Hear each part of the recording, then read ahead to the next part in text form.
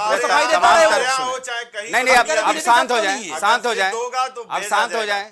निष्कर्ष निकालने हम सुनील जी से चर्चा कर लें। सुनील जी, संक्षेप में देखिए, आरोप प्रत्यारोप करना अपनी जगह है, संजय लेकिन जी, कोई मानने को तैयार नहीं है कि हम अपनी ताकत कैसे बने। हाँ संजय जी, मैं 2 लाइन लास्ट में कहना चाहूंगा।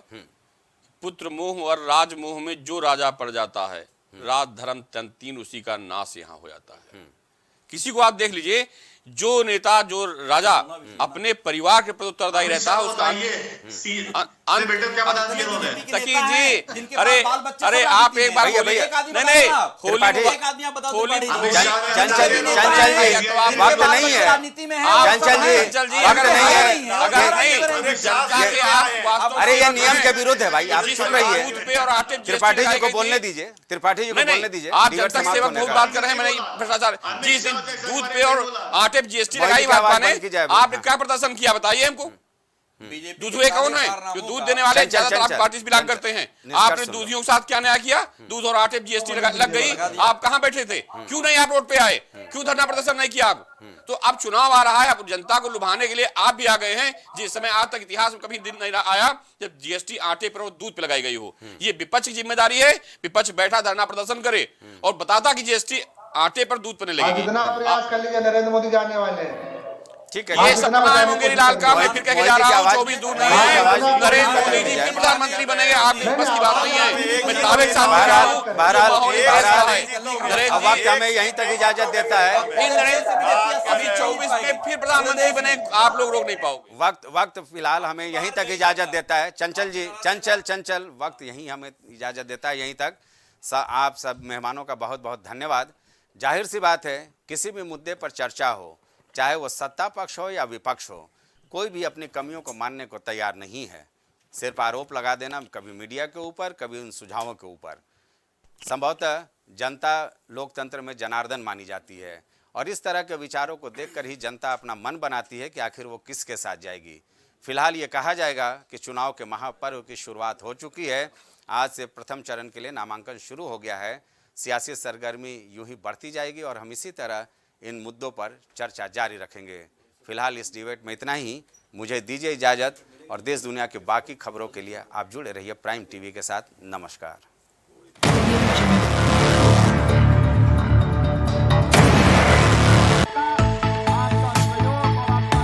कुछ भाव पुष्प। आप देख रहे हैं प्राइम टीवी, सच साहस सरोकार। प्रधानमंत्री श्री नरेंद्र मोदी का संकल्प है कि देश का हर नागरिक पोषित, सशक्त और समर्थ बने। जब पूरा विश्व इस सदी की सबसे बड़ी महामारी कोविड-19 से जूझ रहा था, उस दौरान प्रधानमंत्री श्री नरेंद्र मोदी जी के नेतृत्व में भारत सरकार ने प्रधानमंत्री गरीब कल्याण अन्न योजना का संचालन कर देश के गरीबों की खाद्य सुरक्षा सुनिश्चित की। इसी संवेदनशीलता को जारी रखते हुए आज 80 करोड़ से भी ज्यादा लोगों को मुफ्त अनाज दिया जा रहा है। सभी को अनाज, पोषित समाज। प्रॉब्लम्स थी जो मेरे को स्टेप्स चढ़ते हुए प्रॉब्लम थी, वो अब I think so 70% is improved.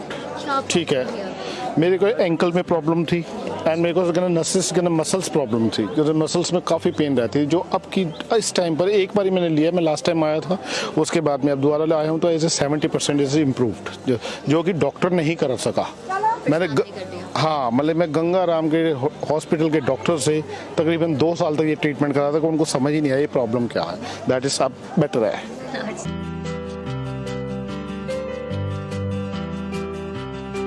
अगर आप करना चाहते हैं अपने बिजनेस को प्रमोट, तो इसके लिए आपको चाहिए होगा एक सपोर्ट। बेहतर स्क्रिप्ट, शानदार ग्राफिक्स, बेहतर विजुअल, दिखाएंगे कमाल, जानकारी पहुंचेगी जन जन तक, आपका काम करेगा धमाल। इन सभी चीजों के लिए अब ना हो परेशान। Brand promotion, motion designing and video editing, 2D और 3D animation, television telecasting, social media works, script writing जैसे कामों के लिए आज ही कांटेक्ट करें 9267925186 पर। इसी के साथ ही आप हमें जीमेल भी कर सकते हैं vikasproduction.gfx@gmail.com पर।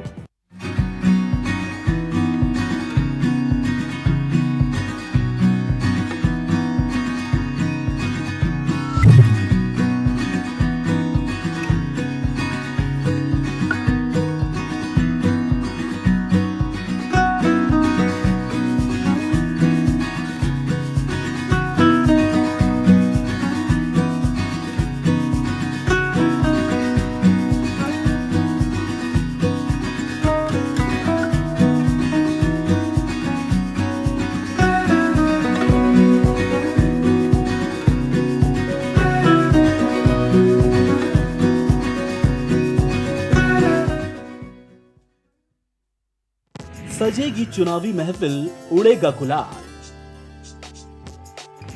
जश्न होली में सियासत धुआंधार, गीतों से सजेगा मंच, कविताओं में घुलेगा सियासी रंग। रंगों के बीच सियासी हुड़दंग,